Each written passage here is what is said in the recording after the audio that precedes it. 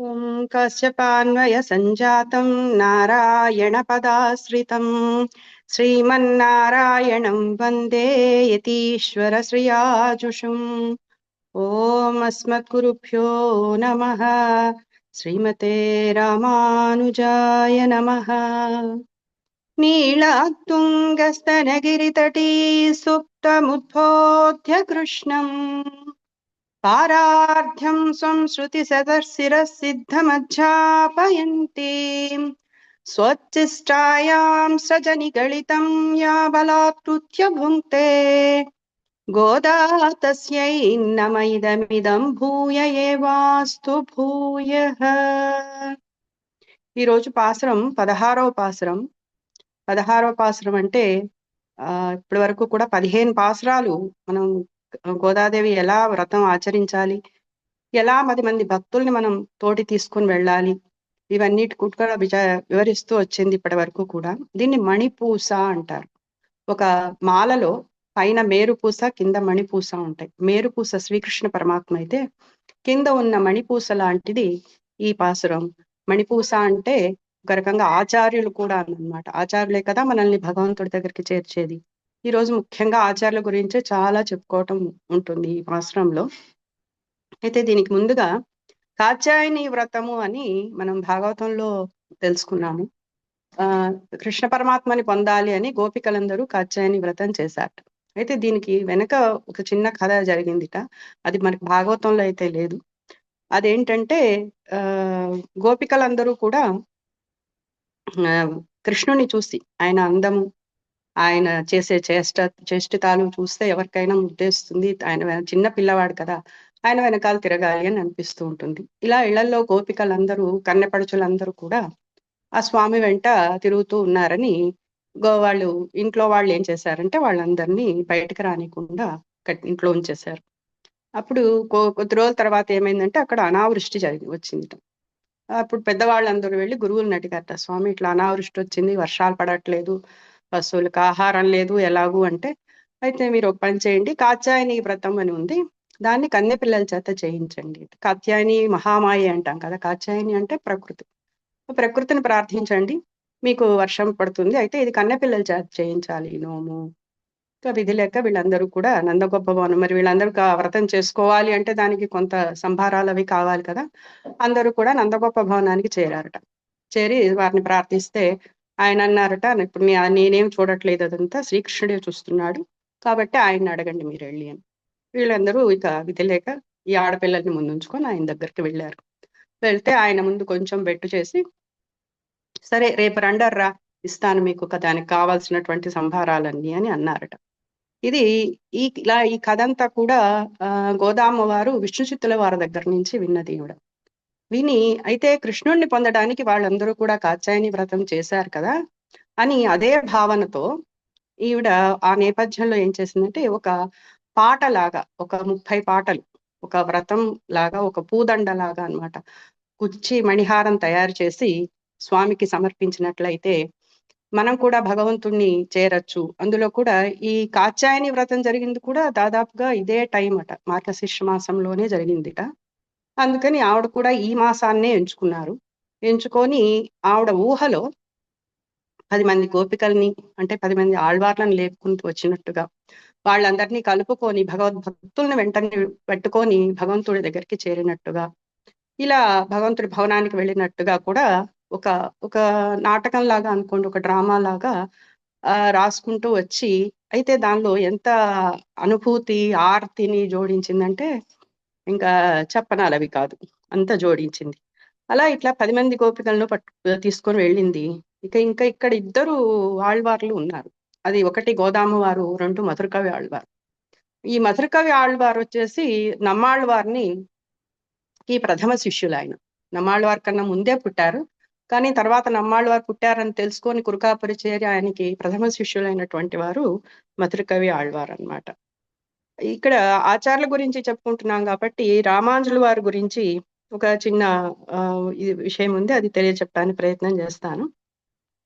శ్రీరంగంలో కొంచెం ఆలయ వ్యవస్థ అంతా కూడా చాలా ఇబ్బందిగా ఉంది అని రంగనాథ స్వామి అంటే డైరెక్ట్ గా చెప్పేవారు కాదుట. ఆచార్యులకి అక్కడ ఉన్న అర్చక స్వాములకి చెప్పి వారి ద్వారా స్వామివారిని తెలియచేస్తూ ఉండేవారట. చాలా ఇబ్బందిగా ఉంది, అందుకని మీరు కొంచెం కాంచీపురం వెళ్ళి శ్రీమద్ రామాంజులు వారు అక్కడ ఉన్నారు, వారిని తీసుకుని రండి అని చెప్పారు. అయితే అక్కడ స్వామివారి దగ్గర అరయ్యర్ అని ఉంటారు. ఆ అరయ్యర్ అనే వారు ఏం చేస్తారంటే స్వామివారిని కీర్తిస్తూ పాటలు పాడుతూ వారి ముందు అభినయం చేస్తూ ఉంటారట.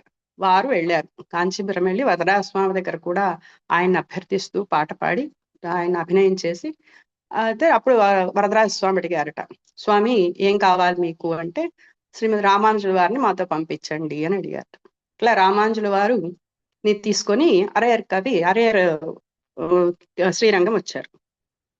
శ్రీరంగం వచ్చిన తర్వాత దాదాపు రంగనాథుడిని సేవించుకున్నారు, వస్తున్నారు వెళ్తున్నారు ఆలయానికి. అయితే ఆలయానికి సంబంధించిన తాళాలు ఏవి ఆయన చేతికి రాలేదు. దాదాపు సంవత్సరం పాటు ఎదురు చూశారు. ఎదురు చూసిన తర్వాత ఈ ఆలయ తాళాలన్నీ ఎవరి దగ్గర ఉండేవి అంటే అక్కడ రంగామృత కవి అని ఇంకొక భక్తుడు, ఆయన మంచి భక్తుడే, కాకపోతే కొంచెం అహంకారం ఉంది ఆయనకి. ఆయన దగ్గర ఉన్నాయి ఈ తాళాలు. ఆయన ఇవ్వలేదు. సంవత్సరం తర్వాత ఏమైందంటే వాళ్ళ అమ్మగారు పరమపదం చేరారు. ఎవరు? రంగామృత కవి గారు అమ్మగారు. 11వ రోజు శ్రాద్ధ కర్మల్లో భోజనానికి ఎవ్వరూ రాకపోతే అప్పుడు అంతా చుట్టుపక్కల వాళ్ళు అన్నారట, రామాంజులు గారు గురించి తెలుసుకుంటూ ఉన్నారు ఆయన, కానీ ఆయన ఇంతవరకు కలవలేదు. రామాంజులు వారు వచ్చున్నారు కదా, ఆయన శిష్య బృందంలో ఎవరైనా సరే మిమ్మల్ని దీనికి పంపిస్తారు అని చెప్తే రామాంజులు వారు కూరేషులతో రామాంజుల వారి దగ్గరకు వచ్చారు. రంగామృత కవి వచ్చి అడిగారు. అప్పుడు అడిగితే ఆయన నేను కూరేషుల వారిని పంపిస్తాను అని. కూరేషుల వారు అంటే కూరతాళ్వాన్ అని కూడా అంటారు. ఈయన్ని నడిచే వ్యాకరణం అని కూడా అంటారట. చాలా భక్తుడు రామాంజుల వారికి. ఒకానొక టైంలో రామాంజుల వారికి ఆపద కలుగుతుందేమో అన్న టైంలో నేనే రామాంజులు అని చెప్పి ఆయన కళ్ళని తీసేస్తారు రాజులప్పుడు. కళ్ళని తీసేసి ఆయన కళ్ళిచ్చేసి రామాంజుల వారిని కాపాడుకుంటారు కూరేషులు అనమాట. అంతటి భగవద్భక్తులు ఆయన, రామాంజుల భక్తులు ఆయన. సో కూరేషుల వారు వెళ్ళారు, భోజనం చేశారు. ఆ భోజనం అయిన తర్వాత ఆ టైంలో చెప్పాలన్నమాట, తృప్తోస్మి అని చెప్పాలి. చెప్పలే ఆయన, కూర్చొని ఉన్నారు. స్వామి ఇంకా ఏం పెట్టమంటారు, గారెలు వడ్డించమంటారా, పాయసం వడ్డించమంటారా, ఇవన్నీ అడుగుతున్నారు రంగామృత గారు. అడిగితే నాకు అవేం వద్దు, ఆలయ తాళాలు ఇవ్వు అని అడుగుతారు. అడిగితే ఆయన తెచ్చి ఇస్తారనమాట. అప్పుడు చెప్తారు నేను తృప్తోస్మి అని, అంటే నాకు చాలు సాటిస్ఫై అయ్యాను అని చెప్పడం అనమాట. చెప్పేసిన తర్వాత ఈయన వెళ్ళి చేతులు అవి కడుక్కొని బయలుదేరితే స్వామి తాళాలు తీసుకొని వెళ్ళండి అంటే, నేను కాదు తీసుకెళ్లేది, నువ్వే తీసుకొచ్చి రామాంజుల వారికి ఇవ్వు అని అంటారు. అంటే అప్పుడు ఈయన ఇంట్లో నువ్వు చాలా రంగామృత కవి, నువ్వు చాలా మంచివాడివి, తల్లి విషయంలో నువ్వు వీటన్నిటికన్నా కూడా ఆలయ తాళాల కన్నా కూడా నువ్వు తల్లికి ఎంతో మర్యాద ఇచ్చి ఇవన్నీ జరిపించావు, కాబట్టి నువ్వే తీసుకొని వెళ్ళు రామాంజుల వారికి అని చెప్తారు. అలా ఆయన తీసుకొని వస్తూ అప్పుడు కూడా కూరేషుల వారిని ప్రార్థిస్తారు, మీరు కూడా రండి స్వామి నాతో పాటు అని. ఇద్దరు కలిసి వెళ్తారు. రామాంజుల వారి ముందు దాసోహం చేసి ఆ తాళాలు ఆయనకి ఇస్తారు. ఆ తర్వాత రామాంజుల వారు అక్కడ ఎన్నో చేయాల్సిన కార్యక్రమాలు వాటన్నిటిని సరిదిద్ది అలా ఈయనకి ఎంత అహంకారం అంటే, రామాంజుల వారు 360 రోజులు ఉత్సవాలు జరుగుతుంటాయండి శ్రీరంగంలో. ఏ రోజు ఉత్సవం ఆ రోజు ఆ టైంకి కరెక్ట్ గా టైం మెయింటైన్ చేస్తారు. ఉత్సవంలో స్వామివారు బయలుదేరి ఊరేగింపుకు వెళ్తారు కదా, వెళ్ళి రంగామృత కవి గారి ఇల్లు అంటే చాలా పెద్ద భవనం, ఆ ఇంటి ముందుకు వెళ్ళి స్వామివారు ఎదురు చూడాలి. అర్చక స్వామి లోపలికి వెళ్ళి స్వామివారు వచ్చారు అని చెప్తే అప్పుడు ఆయన బయటకు వస్తాడు. అంత అహంకారైనటువంటి ఆ రంగామృత కవిని రామాంజుల వారు కూరేషులకు అప్పగించి నువ్వే ఇన్ని బాగు చేయి అని చెప్తారని. అట్లా ఆయన తర్వాత ఎంతో శ్రద్ధతో రామాంజుల వారి శిష్యరికం చేసి రామాంజుల వారికి దాసోహం చేసిన తర్వాత రామానుజుల మీద 108 పాసురాలు రాశారు. రామానుజ నూట్రందాది అంటారు దాన్ని. ఇప్పుడు అన్ని వైష్ణవ ఆలయాలలో 4000 పాసురాలని అనుసంధానం చేస్తూ ఉంటారు. అందులో ఈ 108 పాసురాలను కూడా కలిపి అనుసంధానం చేస్తారు. ఇది ఒక గురువు గారి యొక్క గొప్పతనం అన్నమాట. ఆ గురువును ఆశ్రయించినప్పుడు గురువు ఎలా మనల్ని సరిదిద్దుతాడు అనేది మనం ఈ యొక్క దీని ద్వారా మనం తెలుసుకున్నాం అన్నమాట. అలాగే విభీషణుడు కూడా సుగ్రీవుడి ద్వారా రాముడిని ఆశ్రయించాడు. ఆయన డైరెక్ట్ గా వచ్చి ఎదురుకుండా ఆకాశంలో నిలబడ్డాడు, ఎదురుకుండా కింద రాముల వారి పాదాలు కనపడుతున్నాయి, శరణాగతి చేయొచ్చు, కానీ డైరెక్ట్ గా చేయలే. ఆయన కూడా విభీషణుడి ద్వారానే, విభీషణుడు సుగ్రీవుడి ద్వారా వచ్చి శరణాగతి చేశాడనమాట. అయితే భగవద్గీత 7వ శ్లోకం 3వ అధ్యాయం 9వ శ్లోకంలో యజ్ఞరాత్ కర్మణోన్యత్ర లోకోయం కర్మబంధన తదర్థం కర్మ కౌంతేయ ముక్త సంఘ సమాచర అంటారు. యజ్ఞరూపుడైనటు విష్ణువు కొరకే కర్మను ఆచరింపాలి, లేనిచో ఆ కర్మ భౌతిక బంధాలకు కారణమవుతుంది. అందుచేత ఓ కుంతీపుత్ర, విష్ణువుని తృప్తి కొరకు విద్యుక్త ధర్మాలను ఓనరించినచో నీవెప్పుడునూ బంధ విముక్తుడవై ఉంటావు. ఇది ఎలా ఏర్పడుతుందండి? సత్సాంగత్యం వల్ల మనకి బోధపడుతుంది అనమాట. భగవంతుని మీద నమ్మకం ఏర్పడాలి. దాన్ని మనం ఇప్పుడు 10 ఆళ్వార్ల దశల్లో మనం అదే తెలుసుకున్నాం. ఫస్ట్ శ్రవణం, తర్వాత మననం, తర్వాత దాన్ని కీర్తనం చేయటం, దాన్ని అనుభవించటం, ఇవన్నీ మనకి కూడా సత్సాంగత్యం వల్ల ఏర్పడతాయి. అదే 10 మంది ఆళ్వార్లను మన నిద్ర లేపి తీసుకురావటం. ఈ సత్సాంగత్యం వల్ల ఏర్పడ్డ దాన్ని మరి ఎంతకాలం ఉంచుకోవాలండి అంటే జీవితాంతం సత్సాంగత్యాన్ని వదలకూడదు. ఎందుకంటే ఏ నిమిషమైనా జారిపోవటానికి అవకాశం ఉంది. అప్పుడు ఎవరో ఒక భక్తుడు మనల్ని లేపే అవకాశం ఉంటుంది అనమాట. అందుకని అలా మనం సత్సాంగత్యంలోనే ఉండాలి అనేటువంటిది, ఇవి చేయాలి. మనం మన కర్మలన్నీ కూడా భగవదర్పితం చేయాలి అంటే మనం ఎప్పుడు కూడా సత్సాంగత్యంలో ఉండాలి. అదే ఈ 10 మంది గోపికలను మేల్కొల్పటం. ఇప్పుడు నందగోప భవనానికి వెళ్తున్నాం. ఇక నందగోప భవనానికి వెళ్ళినప్పుడు చిత్రకవి ఆత్రేయ గారు చక్కటి తెలుగు అనువాదం చేశారు. నాయకుడైనట్టి నందగోపుల వారి ప్రాసాద రక్షక, ఓ ద్వారపాలక, మణిమయ ద్వారం గడియతీయుమయ్యా, చిన్న గోపెమ్మలము శ్రీకృష్ణుని చేరెదము, మాయావి కన్నయ్య మాకు పరయిత్తునని నిన్ననే మము కలసి మాట ఇచ్చేను, శుద్ధిగా చేరితిమి సుప్రభాతము పాడ, మును ముందుగా నీవు కాదనకు స్వామి, పొందికగా ఉన్న ఆ తలుపులను తెరువుము, జగతికే మంగళము కూర్చుమన శ్రీవ్రతము. ఆండాళ్ తిరువడిగళే శరణమని. ఆచార్యాన్ పురుషో వేద, ఆచార్యుడే మనకి పరనిచ్చేవాడు. భగవంతుడి దగ్గరికి మనకి ఆచార్యుడు ఒక్కడే చేర్చగలడు అని చెప్తారనమాట. అట్లాగే ఇక్కడ వీళ్ళు వచ్చేసి శయ్యాదన శయ్యోం అన్నారు. అంటే మేము పెద్దలు ఆచరించేది మేము ఆచరించము అంటే వీళ్ళకి ఎలా తెలుసయ్యా అంటే వీళ్ళంతా గోప బాలికలు కదా, ఏమి తెలియని వాళ్ళు, చిన్నపిల్లలు. ఎలా తెలిసింది వీళ్ళకి అంటే వాళ్ళ పెద్దలు ఏం చేశారో దాన్ని వీళ్ళు ఆచరించారు. దేవాలయానికి వెళ్ళినప్పుడు మనం ఫస్ట్ ఒక క్షేత్రపాలకుడు ఉంటాడు, ఆయన్ని దర్శించుకోవాలి. ఆ తర్వాత ద్వారపాలకులు ఉంటారు, జై విజయులు, వారిని సేవించి అమ్మవారిని సేవించి అప్పుడు ప్రధాన దైవం దగ్గరికి వెళ్తాం. అలాగే ఈ వ్రతంలో కూడా గోపికలు అట్లాగే కృష్ణుడి ఆలయానికి, దైవాన్ని, భగవంతుని సేవించడానికి వెళుతూ ఉన్నారు. గోపికలు విపరీతమైన ప్రీతి కృష్ణుడి యందు. అట్లా అందుకని వాళ్ళు ఏమి శాస్త్రాలు ఏమి చదవక్కర్లేదు అంటారు ఆచార్యులు. వాళ్ళు చెప్పిందే శాస్త్రం అయిపోతుంది అని. వాళ్ళు కూడా ఏం చేశారు, ఎవరైతే మనం గురువు గారి దగ్గరికి వెళ్ళాలో ఆ గురువు యొక్క ఆంతరంగ శిష్యుల ద్వారా వెళ్ళామనుకోండి, సులభంగా ఆచార్యుల దగ్గరికి మనం వెళ్ళొచ్చు. మనం ఆచారాలను ఆశ్రయించాలి అంటే మనలోని అహంకార మమకారాల్ని వదిలేయాలి. ఆ అహంకార మమకారాలని వదిలేయటం అనేది ఎలా జరుగుతుందంటే మంచి సిద్ధులైనటువంటి మహాపురుషుల యొక్క సమాశ్రయణం వల్ల, వారి మాటలు వినడం వల్ల మనకి ఆ యొక్క ఇది వస్తుందన్నమాట. అందుకే శబరి కూడా అంతేనండి. శబరి రామాయణంలో శబరి గురించి ప్రస్తావిస్తే శబరి కూడా వాళ్ళ గురువులు ఏం చెప్పారో అది చేసింది. రాముడు వచ్చే వరకు వాళ్ళ గురువులు పరమపదానికి వెళ్ళిపోతారు. రాముడు వచ్చే వరకు ప్రతిరోజు పూలు పండ్లు తేవడం, శుభ్రం చేయటం, ఆ ప్రదేశాన్ని ఆయన కోసం అన్ని అక్కడ ఏర్పాటు చేయటం, అలా వాళ్ళ గురువులు చెప్పారనే ఆవిడ చేసింది. రాముడితో కూడా అదే చెప్తుంది, మా గురువులు చెప్పారు, నేను ఇది చేశాను అని ఆయనకి ఇవ్వగానే ఆవిడ అక్కడి నుంచి వెళ్ళిపోతుంది అనమాట. అలా నాయకనాయ్ నిండ్ర నందగోపనుடைய కోయల్ కాప్తానే అంటుంది ఈరోజు గోదమ్మ.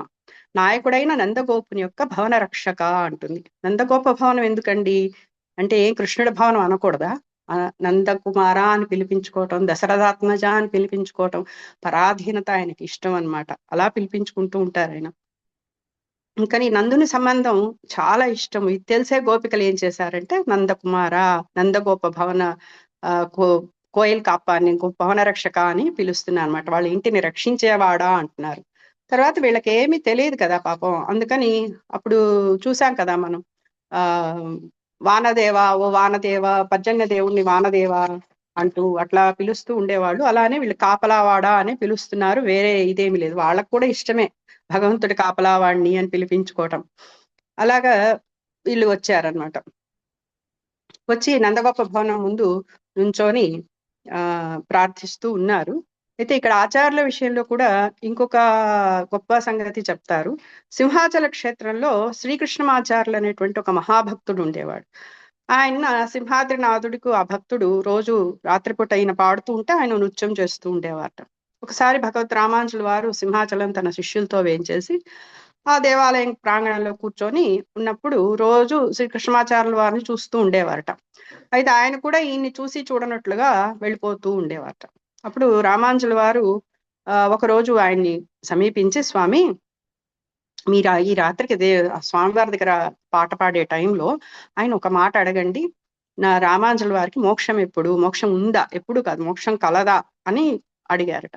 అడిగితే కృష్ణమాచార్యులు గారు సరే అడుగుతాను అని సింహాద్రినాథుడిని అడిగారట. అడిగితే ఆయన చెప్పారట, భలేవాడివయ్యా, మోక్షం నేను కాదు ఇచ్చేది, ఎవరైతే ఆ రామానుజుల వారు ఉన్నారో ఆయనే మోక్షం ఇచ్చేవారు అని చెప్పారట. అందుకని గురువు అనేది ఎంత ప్రాముఖ్యమైంది అనేది ఈ పాశ్రం ద్వారా మనకి తెలుస్తుంది. అలాగే మనం ప్రభుపాద గురి గురించి కూడా ఇక్కడ చెప్పుకోవాలి. ఎన్ని శ్లోకాలండి, మాకు 3-4 శ్లోకాలు చదవడానికి ఓ రోజు సరిపోదు. ఎన్ని శ్లోకాలకి ఎప్పుడు రాశారో, ఎప్పుడు అంత అర్థాలు రాశారో, చాలా కష్టపడ్డారు. వాళ్ళు నాయకులు. ఇప్పుడు కనిపించే వీళ్ళందరమే నాయకులు అని చెప్పుకునే వాళ్ళు నాయకులు కాదు. మనల్ని ఆధ్యాత్మిక ప్రపంచంలో నడిపించే వాళ్ళే మనకి అసలైన నాయకులు. ఇక కాపలావాడ అని పిలుస్తున్నారు కదా.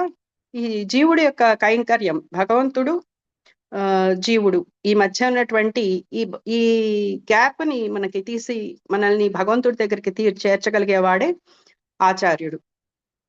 అయితే ఈ భవన రక్షకుడిని అడుగుతున్నారు, నీ అనుమతి, ఇప్పుడు ఆచార్యుల దగ్గరికి చేరాలి అంటే ముందు భవన రక్షకుడు తలుపు తీయాలి.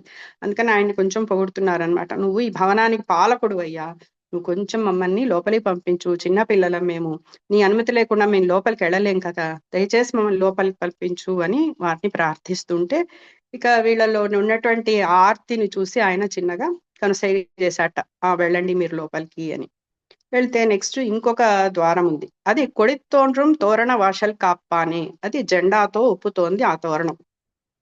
ఇక క్షేత్రపాలకుడి, ప్రతి క్షేత్రంలో క్షేత్రపాలకుడు ఉంటారు కదా, ద్వారపాలకుల దగ్గరికి వెళ్ళారు. ఇప్పుడు ఆయన క్షేత్రపాలకు నమస్కరించారు. నెక్స్ట్ మనం ఇక్కడ ద్వారపాలకుడి దగ్గరికి వెళ్తున్నాం అనమాట. అయితే ఈ ద్వారానికి ఒక తోరణం ఉంది, తోరణం ఉంది, జెండా ప్రకాశిస్తోంది. ఈ జెండా ప్రకాశిస్తుంటే చాలా, అది పెద్ద గేటెడ్ కమ్యూనిటీ లాగా చాలా భవనాలు ఉన్నటువంటి ఒక ప్రాంగణం. ఆ ప్రాంగణంలో ఒక ఇంటికి జెండా కట్టుంది. ఎందుకు ఇలా జెండా కట్టుంది అంటే, కృష్ణ భగవానుడు ఒకసారి నందగోపుల వారితో చెప్పారట, నాన్న మన ఇల్లు స్పెషల్ గా కనపడాలి అంటే మన ఇంటి మీద ఒక మంచి జెండా కట్టాలి, కడితే అందరూ ఇది రాజుగారి భవనం అని అందరికీ తెలుస్తుంది అని. కానీ దానికి ఆయనకున్న అంతరార్థం ఏంటంటే, ఈయన పగలంతా బిజీగా ఉంటాడు కాబట్టి రాత్రిపూట ఆయన కలవడానికి గోపికలందరూ వచ్చేవారట. ఆ గోపికలు ఎక్కడ మారబడి వేరే ఇంటికి వెళ్ళిపోతారో అని ఆయన ఆ గుర్తుగా జెండాని కట్టి ఉంచితే వీళ్ళు డైరెక్ట్ గా వాళ్ళ ఇంటికి వస్తారు, ఆయనతో ఆయన వాళ్ళతో మాట్లాడొచ్చు అని చెప్పేసి అలా జెండాలు కట్టారు అని చెప్తారన్నమాట. తర్వాత దేవాలయంలో ధ్వజస్తంభం అని ఉంటుంది మనకి ప్రతి దేవాలయాలలో. ఆ దేవాలయం ధ్వజస్తంభం ఏంటి అంటే, భగవంతుడు వేదములని అంగీకరిస్తూ భగవంతుడు ఉన్నాడు ఇక్కడ అని తెలియచేయటానికి కోసంగా ఆ ధ్వజస్తంభం ఉంటుందన్నమాట. ఆ ధ్వజస్తంభంలో ఒక గరుడ పటం కూడా వేస్తూ ఉంటారు. గరుడ పటం అంటే గరుడాళ్వారు అనమాట. గరుడాళ్వారిని వేద స్వరూపుడు అని కూడా అంటారు. భగవద్గీత 15వ అధ్యాయం 15వ శ్లోకంలో వేదశ్చ సర్వై అహం ఏవ వేద్య వేదాంతకృత్ వేదవిత్ ఏవచ అహం అని అంటారు. అన్ని వేదాల చేతను నేనే తెలియదగిన వాడును. నిజానికి వేదాంతమును కూర్చిన వాడును, వేదములను తెలిసిన వాడును నేనే. అంటే భగవానుడే మనకు రక్షకుడు అని ఓంకారంలోని అకారం తెలియచేస్తోంది. అకారము అంటే నీకే చెందినవాడను, నువ్వే మాకు రక్షకుడు. ఆ దైవీ భావం కలిగి ఉండటమే జెండా కట్టుట అని అంటారు.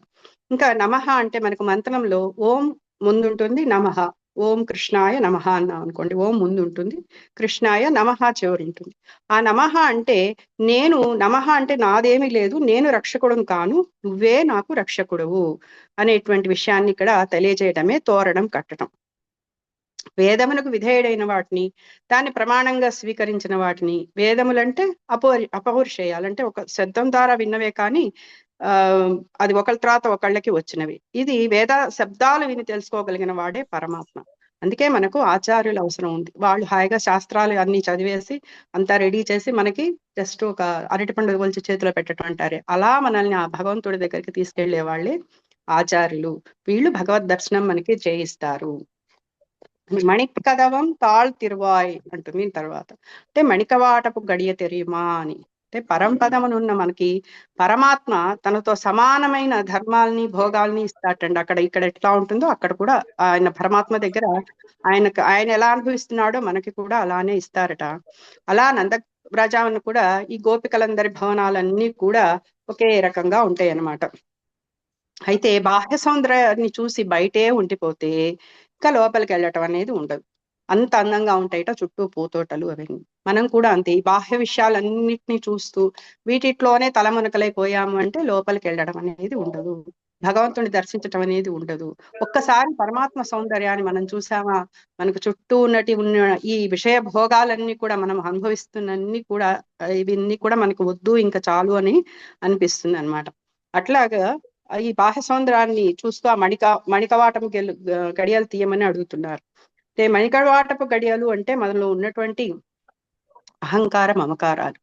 అహంకార మమకారాలు మనం తీస్తే అంత తొందరగా పోవు, అది ఆయనే తీయాలి. ఎవరైతే ఆచార్యుడు ఉన్నారో వారే మనలోని అహంకార మమకారాలన్నిటిని లోపలికి తీసి మనల్ని లోపల ప్రవేశపెట్టాలి భగవంతుడి దగ్గరికి అని చెప్పి, అందుకని అంటే మణికవాటము అని ఎందుకన్నారంటే ఎంత గట్టిగా ఉంటాయంటే మనల్ని అహంకార మమకారాలు మనల్ని పట్టుకొని ఎన్ని జన్మల నుంచి పట్టుకొని ఉన్నాయో ఇవన్నీ కూడా తీసి మమ్మల్ని లోపలికి పంపించగలిగేవాడు ఆచార్యుడే. కాబట్టి దయచేసి కొంచెం గడియ తీమా అని ఆయన్ని అడుగుతున్నారనమాట. అయితే వీళ్ళు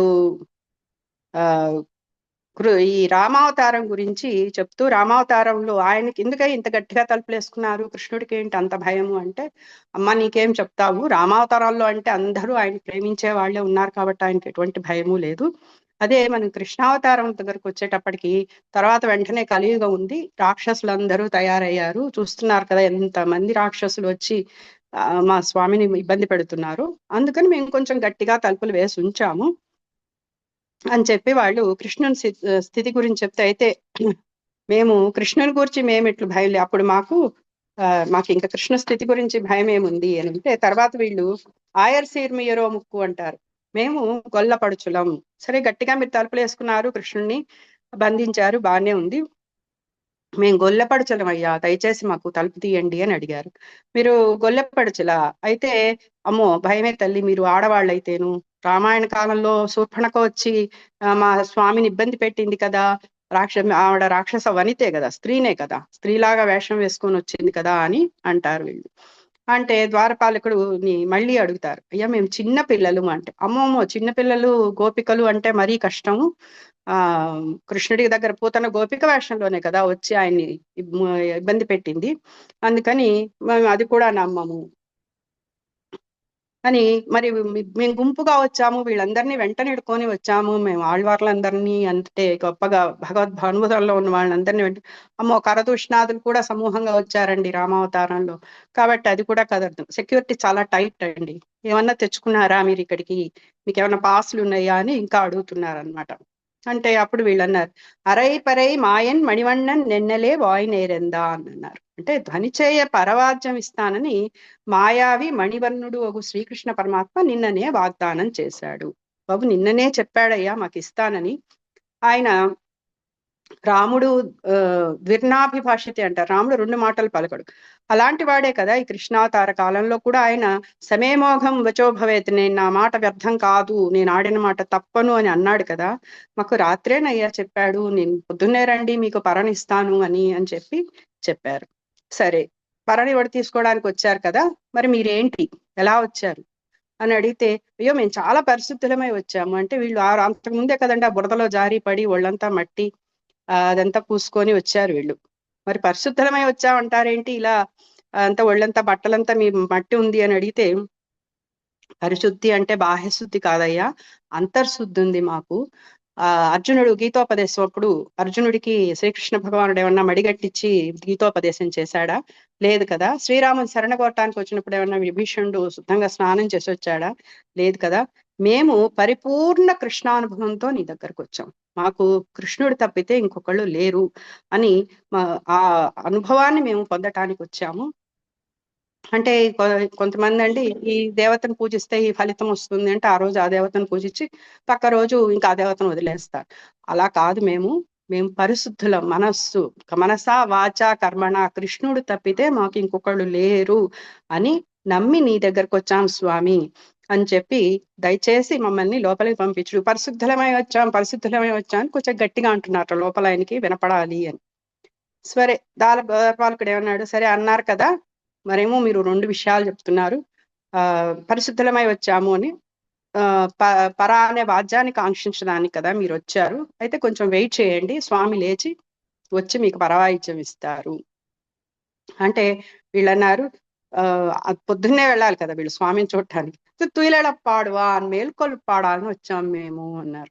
మేల్కొలుపు పాడా, మరి ఇందాకేమో పరవాయిద్యం అన్నారు, ఇప్పుడేమో మేల్కొలుపు బాలేదు మీరు రెండు రకాలుగా చెప్తున్నారు, ఇలా కాదు అంటే, కాదయ్యా మేము మేల్కొల్పు పాడటానికే వచ్చాం, ఆ పరవాయిద్యం కావాలంటే మేము తర్వాత తీసుకుంటాం, మేల్కొల్పు ఎందుకు ఇంత పొద్దున్నే మేల్కొల్పు పాడు స్వామిని నిద్ర లేపుతారంటే, మేల్కొల్పు నిద్ర లేపటానికి కాదు, మేము వచ్చి స్వామి ఎలా నిద్ర లేస్తాడు, అప్పుడు ఆయన సౌందర్యం ఎట్లా ఉంటుంది, అది అది ఎలా ఉంటుందో చూద్దామని వచ్చాం స్వామి, ఆ సౌందర్యాన్ని చూస్తూ ఉండగా మా కళ్ళ దిష్టే తగులుతుందేమో కదా స్వామికి, అలాంటప్పుడు ఆ దృష్టి దోషం తగలకుండా మేము మంగళం పాడటానికి వచ్చాము అని చెప్పారట గోపికలు. అయితే ఇక్కడ రక్షించేవాడు రక్షక వర్గం స్వరూప విరుద్ధం కదా, అయినా అలాగే స్వరూపానికి కళంకం వచ్చినా సరే వచ్చాము అన్నారు.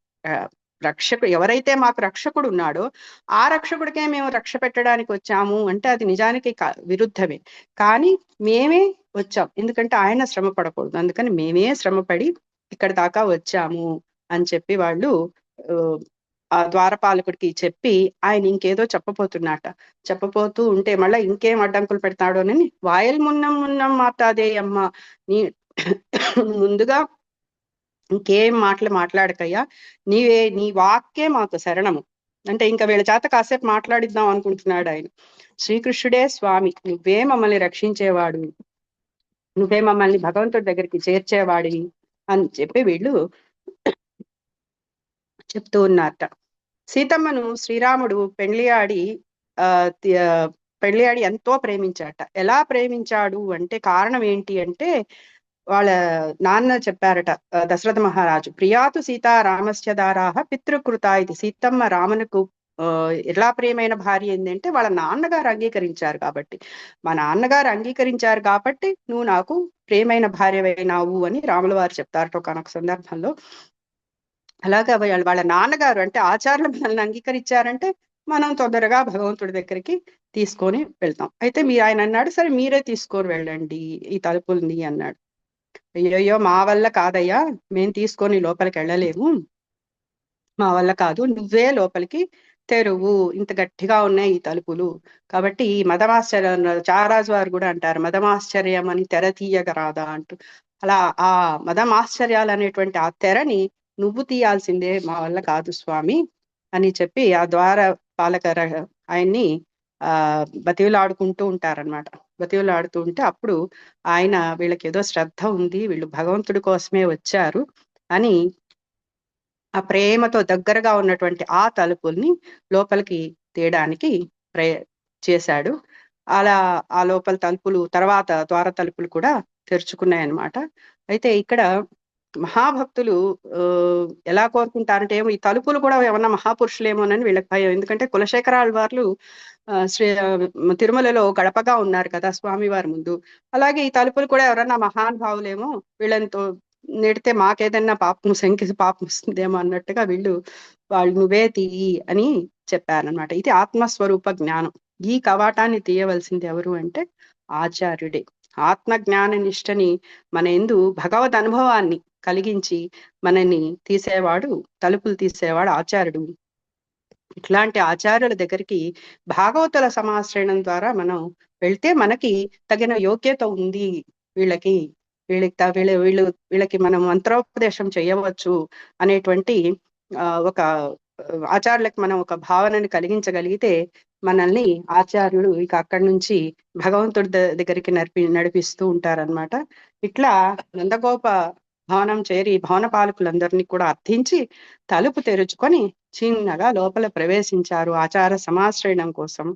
అయితే ఇక్కడ అన్నమాచార్యుల వారు కూడా గతులన్నీ ఖిలమైన కలియుగమందున గతీతడే చూపే గణగురు దైవము అని రామాంజుల వారిని గురించి పాడారు ఆయన ఒక పాట.